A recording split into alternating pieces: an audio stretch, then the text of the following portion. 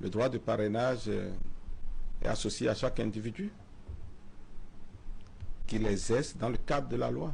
Donc on n'a pas cette compréhension. Non, tout le monde a cette compréhension. Donc on pense que ça revenait aux partis politiques. Non, si ça revenait aux partis politiques, le code l'aurait dit. Le reste participe de la discipline interne de chaque parti. Mais en le faisant ainsi, est-ce que vous rendez le parti vraiment fort, comme vous l'avez... Non, mais laissez, je vais répondre aux questions, parce que c'est ça. Parce que quand on va dans la loi et qu'on n'explique pas, après ça va être difficile. D'accord, allons-y. Je dis que les tests ont été conçus pour que le parrainage demeure individuel, mais encadré. Par le passé, il était loisible et il faut apprendre des expériences passées. Il était loisible à quelqu'un d'aller parrainer quelqu'un qui n'est pas de son bord.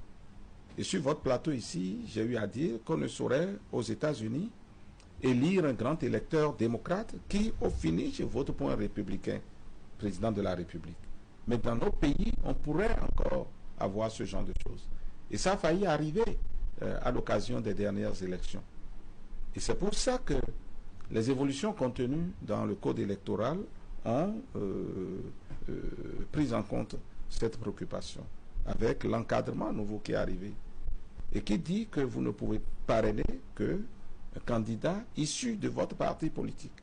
S'il n'est pas issu de votre parti politique, il faut qu'il soit au moins désigné par votre parti politique. La nuance, elle est là. S'il est issu de votre parti politique, c'est bon. Mais vos partis politiques peuvent s'entendre, mais votre parti politique peut s'entendre et dire, ben, nous désignons tel individu, membre ou non membre, comme étant notre candidat.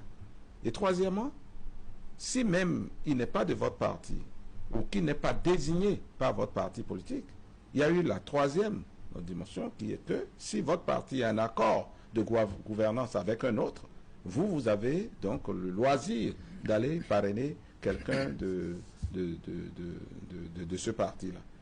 De ce point de vue, dans cet espace aménagé, la liberté de chaque parrain demeure intégrale. Et il faut le comprendre ainsi.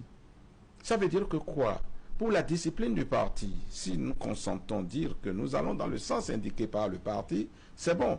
Mais si une seule personne, deux, comme ceux que nous observons là, décide donc d'utiliser son droit de parrainage, pas dans le sens de la discipline de son parti, il en a le droit républicain, mais le parti pourrait mettre les mécanismes sains de sanction et tout ce qu'indique leur règlement intérieur, leur statut.